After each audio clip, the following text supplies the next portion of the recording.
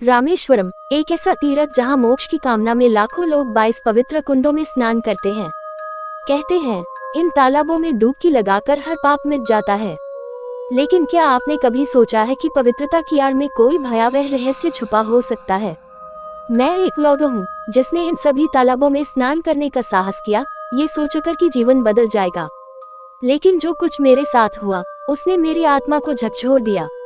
क्या ये तीर्थ था या कोई आत्माओं का फंदा? आइए जानिए उस रात की कहानी जिसने मुझे बदल कर रख दिया। कही अनकही बातें, हिंदी हॉरर स्टोरी। सब कुछ सामान्य था। मंदिर की घंटियां, पंडितों की मंत्र ध्वनि और तीर्थयात्रियों की श्रद्धा से भरी आंखें। मैंने पहला स्नान किया और लगा जैसे शरीर में एक ऊर्जा दौड़ गई हो। शायद सच में कुछ चमत्कारिक है यहाँ, मैंने खुद से कहा। लेकिन मैंने देखा वहाँ एक बूढ़ा आदमी था जो मुझे लगातार घूरे जा रहा था। जैसे जैसे स्नान आगे बढ़ा, मौसम अजीब होने लगा। सावित्री तीर्थ में उतरते ही पानी ठंडा नहीं, बर्फ जैसा हो गया और मेरा कैमरा अपने आप ऑन हो गया। स्क्रीन पर एक चेहरा था किसी महिला का, जिसकी आंखें सीधे मेरी आत्मा को भेद रही थी। भाग जा, किसी ने कान में फुसफुसाया। मैंने पलट कर देखा, कोई नहीं था। यहाँ अंधेरा छा गया, दिन होते हुए भी शाम जैसा माहौल। हर स्नान के बाद मैं थका नहीं, टूटता जा रहा था। और फिर शुरू हुई आवाजें, तेरा पाप बहुत बड़ा है, तुझे मुक्त नहीं होना चाहिए। मैं चीख पड़ा, कौन है? तेरी आत्मा हमारी हो चुकी है। इस तालाब के पास पहुंचते ही मेरे साथ एक महिला तीर्थयात्री जुड़ गई। शांत, साड़ी में लिपटी, सिर पर लाल घूंघट। तुम अकेले क्यों कर रहे हो ये सब? उसने पूछा। मैंने जवाब दिया, बस अनुभव के लिए। उसने कहा, कोई अनुभव नहीं करता, बिना बुलाए कोई नहीं आता। मैंने जैसे ही पानी में पैर रखा, उसने मेरा हाथ पकड़ लिया और उसका चेहरा इंसानी नहीं था। अब मेरी हालत बिगड़ रही थी। हर स्नान के बाद मेरी त्वचा जलने लगी, आंखें लाल हो गईं और मेरी रातें अब नींद में नहीं, डरावने दृश्य में कटती थी। सपनों में वही लाल साड़ी वाली महिला, वही पंडित, वही पुरानी आवाजें। इन 22 तालाबों में 22 आत्माएं बंधी हैं। अब बस एक तालाब बचा था और मेरा शरीर जवाब दे रहा था। मुझे रोकने बहुत लोग आए, यहाँ तक कि मंदिर के मुख्य पुजारी ने कहा, जो 22 तालाबों को पूरा करता है वह दोबारा सामान्य जीवन नहीं जी पाता। लेकिन अब मैं पीछे नहीं हट सकता था। मैंने कहा, मैं जानना चाहता हूँ, ये 22 स्नान जीवन बदलते हैं या जीवन छीन लेते हैं? जैसे ही मैंने डुबकी लगाई, मेरी आंखों के सामने अंधेरा छा गया। जब मैं 22वां और अंतिम कुंड कोटि तीर्थ से बाहर निकला तो ऐसा लगा जैसे शरीर मेरा है, लेकिन आत्मा जैसे कहीं और चली गई हो। आसपास के लोग मुझे देखकर अजीब ढंग से पीछे हट रहे थे। एक वृद्ध महिला, जो शायद वही रोज बैठती थी, मुझे देखकर कांपने लगी और बुदबुदाई, ये वही है जिसने सब तालाबों को छू लिया है। इसकी छाया अब इंसानों की नहीं रही। मैंने अपने कैमरे की स्क्रीन ऑन की, पर उसमें कुछ भी नहीं दिख रहा था। मेरा प्रतिबिंब गायब। रात को मेरी नींद एक अजीब गंध से टूटी, जैसे कि कोई जल रहा हो, राख और खून की मिली जुली बदबू। कमरे के कोने में वही लाल साड़ी वाली स्त्री खड़ी थी। चेहरा अब पूरा दिखा, बिना आंखों वाला, खाल झुलसी हुई और उसके सिर पर सांप लिपटा था। तूने उन तालाबों को जगा दिया है, उसकी आवाज गूंजने लगी। अब तुझे मोक्ष नहीं, मोचन मिलेगा। पर अधर में लटकता हुआ मेरे चारों ओर दीवारों पर पानी बहने लगा। नहीं, वह पानी नहीं था, वह काला खून था। मैं मंदिर के मुख्य पुजारी के पास दौड़ता हुआ गया।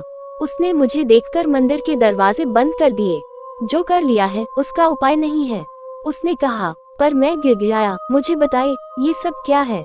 उसने एक बहुत पुरानी हस्तलिखित पुस्तक निकाली जिस पर लिखा था, ग्रेटर देन 22 पवित्र कुंड, जिनमें एक समय 22 पापात्माओं को जल समाधि दी गई थी। हर तालाब एक श्रापित आत्मा का घर है। उन्हें छेड़ने वाला मनुष्य नहीं रह पाता, वह माध्यम बन जाता है। अब मुझे एहसास हो चुका था, मैं अब सिर्फ एक इंसान नहीं रहा, मैं अब उन आत्माओं की आवाज हूँ। मैं अब उनकी पीड़ा महसूस करता हूँ, उनके सपनों में जीता हूँ, उनके दुख में रोता हूँ। कभी कभी जब रात को मेरा शरीर शांत होता है, मेरा मन किसी और की भाषा में बोलने लगता है, संस्कृत में, पाली में और एक भाषा जो मैं जानता भी नहीं। मेरे YouTube चैनल पर अब हर वीडियो की बैकग्राउंड आवाज में चीखें आती हैं। मैं उन्हें नहीं डालता, वो अपने आप जुड़ जाती हैं। अगर तुम भी सोच रहे हो 22 तालाबों का स्नान जीवन बदल सकता है, तो जरा रुकिए। सवाल यह नहीं है कि क्या स्नान जीवन बदल देगा, सवाल यह है कि क्या स्नान के बाद तुम्हारा जीवन बचेगा भी। मैं वापस घर तो आ गया, पर अब मेरा घर भी मुझे अजनबी लगता है। दीवारें धीरे धीरे रंग बदलती हैं, घड़ी उल्टी चलने लगती है और आईने में अब कोई और दिखता है। मेरे परिवार ने मुझसे दूरी बना ली। वे कहते हैं तुम्हारी आंखें अब वैसी नहीं रही, उनमें कोई और झांकता है। मैं समझ नहीं पा रहा कि क्या मैं अब भी वही इंसान हूँ जो रामेश्वरम जाने से पहले था, या उन 22 तालाबों में मेरी आत्मा कहीं छूट गई है। रात में मेरे सपनों में एक दरवाजा खुलता है। हर बार एक अलग आत्मा आती है, कोई ब्राह्मण, कोई सैनिक, कोई वेश्यावृत्ति में धकेली गई स्त्री, कोई साधु, और सबका एक ही प्रश्न, क्या तू हमें मुक्ति देगा। मैं पूछता हूँ, मैं कौन होता हूँ। अब तू ही है हमारे कर्मों का वाहक, तू ही है हमारा जिंदा श्राद्ध। अब समझ में आया कि 22 तालाब सिर्फ पवित्र नहीं, एक एक आत्मा की कब्र है, और मैं अब उनका चलता फिरता मीडियम हूँ। जब मैंने ये सब अपने YouTube चैनल पर शेयर करना शुरू किया तो लोग कमेंट करने लगे, भाई आपकी आवाज अब दोहरी क्यों लगती है, वीडियो में पीछे खड़ा वो आदमी कौन है। 3:33 पर किसी और ने बोलना शुरू किया। आपने सुना। मैंने फिर से वीडियो चेक किए और मेरा खून जम गया। हर वीडियो में एक नई आत्मा की परछाई थी। किसी वीडियो में किसी स्त्री की सिसकी, किसी में किसी साधु की तंत्र मंत्र की गूंज। डर के मारे मैं एक प्रसिद्ध तांत्रिक के पास गया। उसने मेरी आंखों में झांका और फौरन पीछे हट गया। तू अब सिर्फ शरीर है, आत्मा नहीं। तेरी आत्मा अब 22 हिस्सों में बंटी है।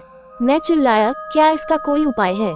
उसने कहा, केवल एक उपाय है, लौट जाओ रामेश्वरम, 23वें कुंड की खोज करो जो किसी को नहीं दिखता, वो एक कुंड जो स्वयं भूतों का जल है। मैंने फिर रामेश्वरम की यात्रा की।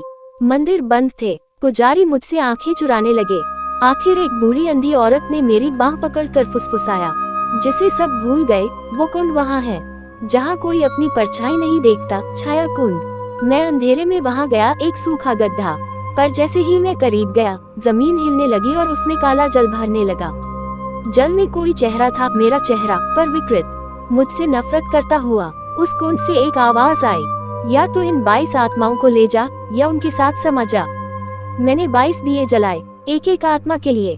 मैंने खुद को उस काले जल में समर्पित कर दिया, और जैसे ही मेरी सांसें टूटने लगी मैंने देखा 22 आत्माएं एक एक कर आसमान में उठ रही थीं। उनकी आंखों में शांति थी, लेकिन 23वीं परछाई अब भी पानी में थी, और वह थी मेरी। छाया कुंड से निकलने के बाद मुझे लगा कि सब कुछ खत्म हो गया। मैं अपने शहर लौट आया। शरीर थका हुआ था, लेकिन मन में अजीब सी शांति थी, मानो कोई भारी बोझ उतर गया हो। लेकिन जैसे ही मैं अपने घर पहुंचा, दरवाजा अपने आप खुल गया। मैंने कदम